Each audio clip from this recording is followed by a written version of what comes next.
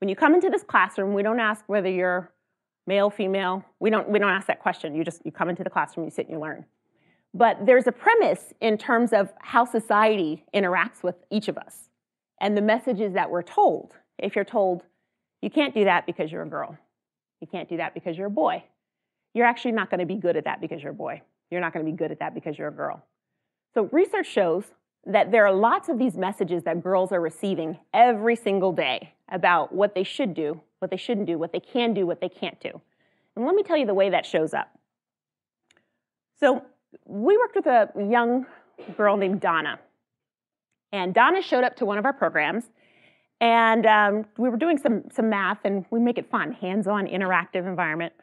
And Donna says, I thought we all hate math. Everybody hates math, right? We're supposed to hate math. Everybody hates math. And we looked and we said, no, we don't hate math. And she goes, oh, okay. This was new to her. This was not something that she'd heard before.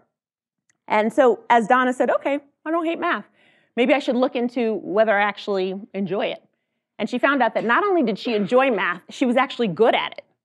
So you think about how that shifts your mind frame from being everybody's supposed to hate math because that's what we do, to, I'm actually good at math. She actually had the space to find what she might be good at. And so she started taking more math, and she started exploring and then looking at what courses were available at her school. And then math led her to science. So then she gets this interest in science. And she signs up for computer science AP, which was offered at her high school. Powerful. I mean, we're in the Bay Area, Silicon Valley. She signs up for a computer science AP. Would you like to guess what her teacher told her? Teacher said, you're one of a few juniors in this class, mostly seniors, and you're one of 2 girls signed up for the class.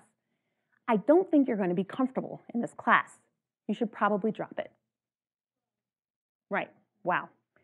So this is what she heard. What year is it? 2018, so this is 2 years ago, 2016. We're in the middle of a really technology revolution where we need more people who understand computer science. There's so much that's happening. There's so much innovation.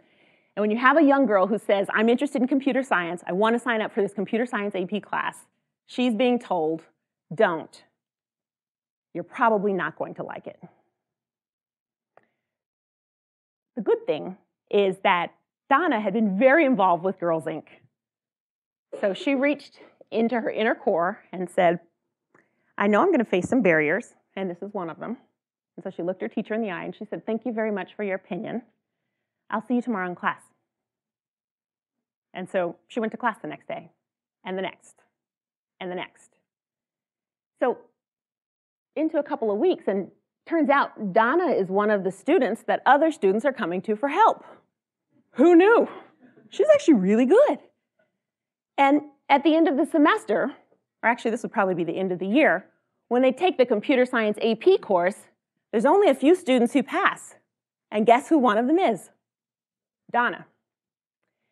So you think about what transpired there. There was a gate, there was a barrier. And if Donna didn't have the confidence, if she didn't have the support, if she didn't think it was possible that she could do this, that could have been a gate for her that was closed. Now we have the opportunity to think about what can Donna do with this interest in computer science. The world is her oyster, right? There's so much opportunity. There's so many places she can go. We have to really think about how do we make sure we stop the limiting barriers that are happening. They're happening in a number of different factors.